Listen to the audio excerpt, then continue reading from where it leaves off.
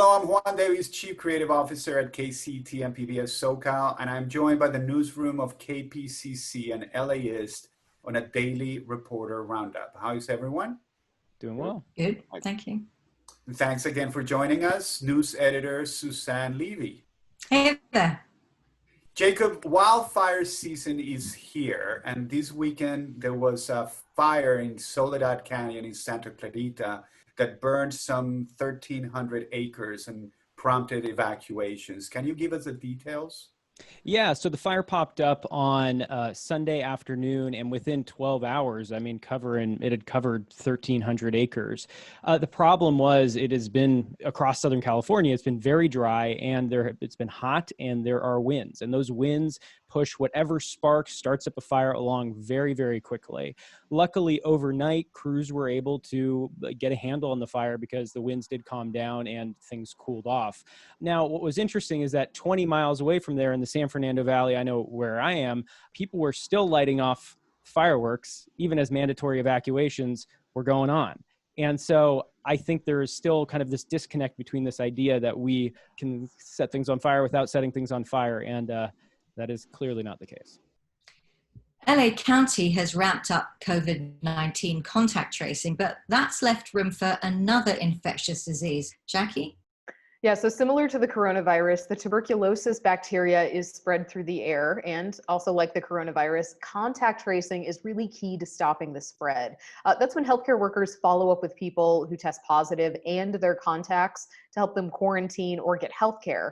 But LA County has reassigned all of its contact tracers to COVID-19 for obvious reasons. I talked to the county's chief medical officer, and he's concerned that they'll see a rise in TB cases as a result. They told me that they had gotten it down to 500 TB cases a few years ago, but in the last couple of years, there's been an increase.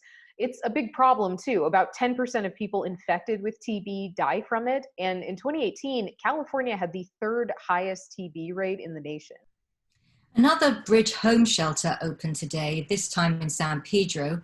It's the 16th to open. Matt's on that story. So if you remember, a Bridge Home is LA Mayor Garcetti's program to improve LA's homeless shelter system. These are structures that let people stay indoors 24/7 instead of sending them outside during the daytime like traditional shelter models. They're planned for every city council district, and this one in San Pedro has 100 beds. Though the intention is to serve many more than 100 people over the lifetime of the structure as people move into permanent housing. But for that to happen, people who move into shelters need a permanent housing placement to exit, which means that there has to be housing available. Until then, they're still technically homeless.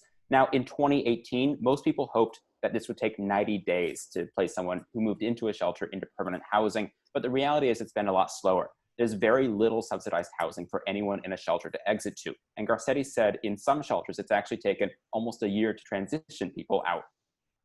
And lastly, movie theaters may be closed, but the filmed version of Hamilton's not going to lose its shot. John's on that story. Few companies were worse positioned for the pandemic than the Walt Disney Company. Think about its core businesses. They all require large groups of people coming together. Could be at theme parks, could be in movie theaters, could be on cruise ships, could be at sporting events, because Disney also owns ESPN, and there's no live sports anymore. So Disney also has a new streaming service. It's called Disney Plus. Lin-Manuel Miranda, the creator of Hamilton, 4 years ago filmed a version of the stage musical. It was supposed to come out in theaters, released by Disney in late 2021. The Walt Disney Company decided to move up its release, not into theaters, but to its streaming platform, Disney Plus. It came out this past weekend. While the company did not release specific figures about how many people watched it, anecdotal evidence suggests that a lot of people did. One tracking service said that 70% more downloads of the Disney Plus app were recorded over the past weekend compared to previous weeks. And it does seem that Disney is going to sign up a lot more paying subscribers to Disney Plus because the free trial period just ended. Have any of you seen it? I've seen it once, and I saw it on Disney Plus. Well, we'll talk afterwards, and you'll give me your review, John. Thank you all at the KPCC and LA's newsroom, and thank you for tuning in. Take care of your health, take care of your family, your neighbor, and we will see you tomorrow.